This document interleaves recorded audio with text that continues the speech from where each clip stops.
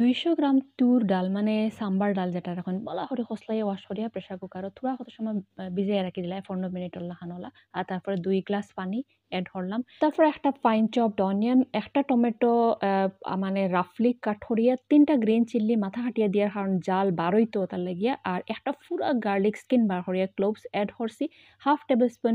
haldi powder half teaspoon হিং powder একদম জরুরি হিং পাউডার দেওয়া তাকে গ্যাস হইতো না প্রেসার কুকারত 3টা হুইসেল বা 4টা হুইসেলও ডাইল গলিয়া সারলে আর তারপরে এর মাঝে আমরা সজনার পাত্তা মানে ড্রামস্টিক লিভস এড করিয়া বালা করে ওয়াশ করিয়া আর তার জাস্ট পানি জড়াইয়া এড করলাম প্রেসার কুকারও বালা করে মিক্স করিয়া আবার হুইসেল জাস্ট একটা দিলে হয়ে যাব slow to medium flame tarka ready করবো 1 টেবিল স্পুন অয়েল তুরা মেথি দানা তুরা জিরা আর তুরা ব্ল্যাক মাস্টার্ড সিডস তারপরে হলো গার্লিক ছোটো অনিয়ন আর ড্রাই রেড চিল্লি তারপরে কারি পাত্তা এড করবো